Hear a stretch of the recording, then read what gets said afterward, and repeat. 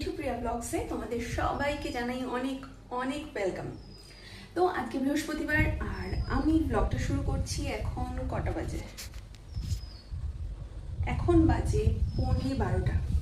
তা আমার ঘরের মোটামুটি সব কাজই হয়ে গেছে। আর এই যে রান্নাঘরটা সব পরিষ্কার করে নিয়েছি।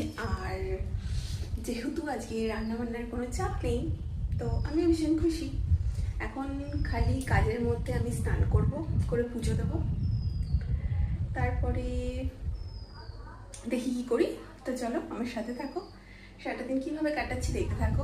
আর আমায় অবশ্যই সাপোর্ট করো, আমার চ্যানেলটা সাবস্ক্রাইব করো, লাইক করো, কমেন্ট করো আর শেয়ার করে দিও। অবশ্যই আমার পাশে থেকো। তো স্নান সেরে চলে এসেছি, পুজো দেওয়া হয়ে গেছে। এবারে খাওয়া দাওয়া করে নেবো, তারপরে একটু রোজ সোনার সাথে খেলু করব, তারপরে দিনটা চলতে থাকবে। তোমরা তো সঙ্গে থাকছো, দেখতে থাকো। আসছি খেয়ে। তো এখানে হচ্ছে ভাত, আর এখানে মাংস কষা হচ্ছে, আর এখানে রয়েছে ভাজা আলু, আর ওখানে একটু মাংস তুলে দিচ্ছি, সেদ্ধ মাংস। তো আজকের মেনু হচ্ছে কষা।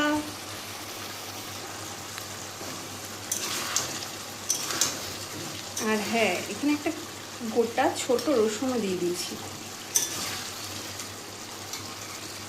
তো পুরোটা হয়ে যাওয়ার পর আসছি। তো দেখো বন্ধুরা, কি দারুণ হয়েছে না কালারটা। একেবারে মটন রান্না করে একেবারে ভাতের সাথে নিয়ে বসে পড়েছি।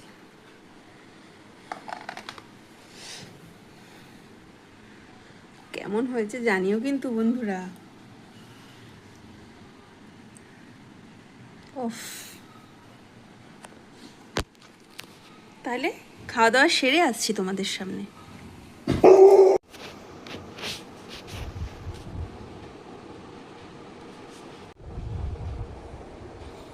খালি দরজার দিকে তাকিয়ে খালি শুয়ে থাকবে না মামা?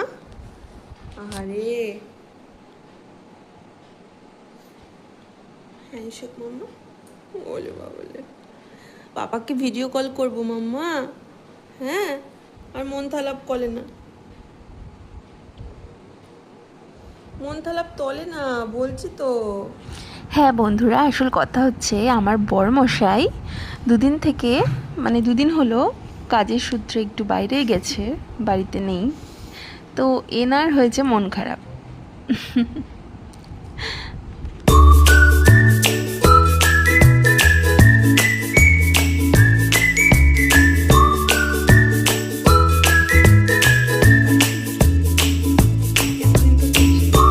দেখো বন্ধুরা, কিরকম বুঝে গেছে যে ওর পাপা চলে এসছে। খুশিতে এখানে দাঁড়িয়ে রয়েছে, এখনো দরজার কাছেই আসতে পারলো না।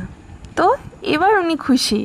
এদিকে উনি ঘরে ঢুকতে না। তাহলে বন্ধুরা আজকের মতো এখানেই, টাটা, সঙ্গে থেকো।